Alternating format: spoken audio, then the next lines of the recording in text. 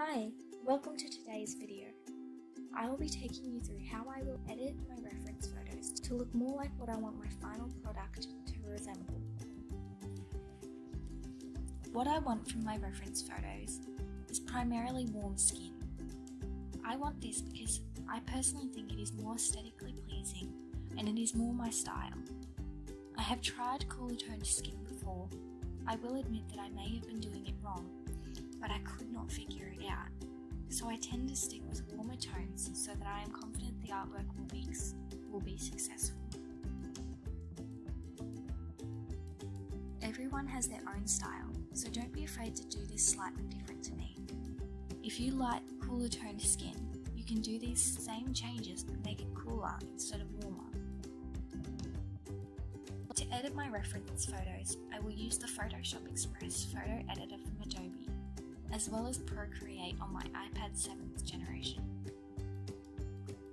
I will usually start off with the Photoshop Express photo editor. I've personally used Photoshop a bit in the past, so I found this relatively simple to figure out at the start. However, I am unsure how someone who has never used Photoshop before will react to the app. Although I only use this app for the filters and adjustments, there are a lot of useful features such as collages, borders, and text that everyone can find useful. A range of these filters are free to use, and I personally do not think it is absolutely necessary to pay for the other features unless you're really passionate about photography. For simply adjusting reference photos, the free features work perfectly. To edit the Photoshops, I will browse through the filters till I find one that enhances the warmth of the image, as well as one that looks aesthetically pleasing. I don't want one that warms the skin but doesn't look nice, and I also don't want that looks nice but doesn't warm the skin. Next, I will go into the adjustments section. I will begin with light, where I heighten the contrast as I believe it is easier to replicate an image if the highlights and contours are more pronounced and obvious. I will often also brighten the image, but this step is not always necessary. It depends on the darkness of the individual image itself. Again, depending on the image, I will sometimes make the whites whiter and the blacks blacker because it helps enhance the features. Next, I will go to the color adjustments section. Depending on what filter I have chosen for the specific photo, I will either change the temperature or add a tint. If I change the temperature, surprise surprise, I will make it warmer. If I add a tint, I will often make it pinker because I think this looks really pretty and aesthetic. What color you tint the image really depends on your personal aesthetic.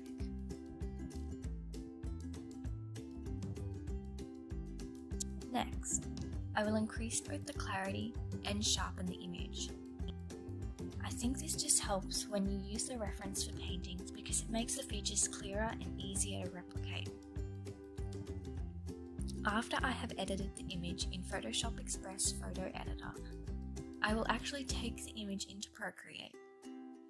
I don't do this every time, as I don't always want to add extra elements to the image, but I have shown you a few examples of adding features or adjusting the images in Procreate. In the first photograph, I show you how I change the colour of the figure's hair. I don't do this often, but sometimes I want to try something new or slightly change the reference photo to make it more my aesthetic. To change the hair colour, I will add a layer on top of the reference photo and lower the opacity of my brush.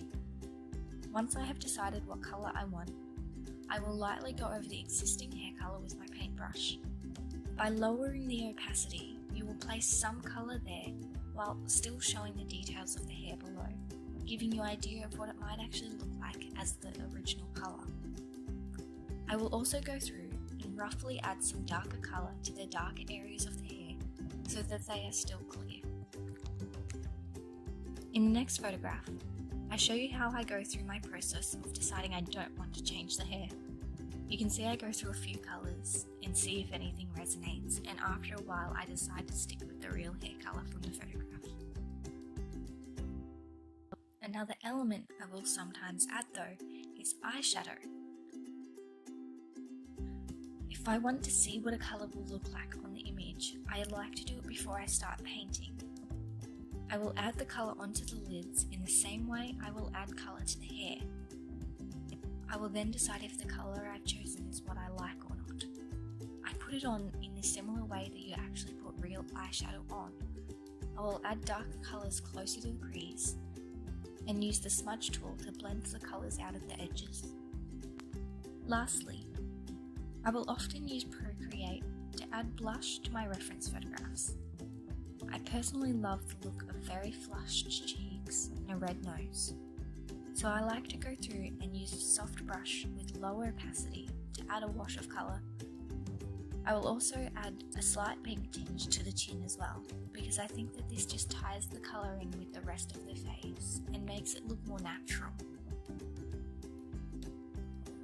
These are just my edits and adjustments, and each artist will have a different way of using their reference photos and what they want out of them. By editing my reference photos before I start painting, it ensures that the end result is what I am searching for.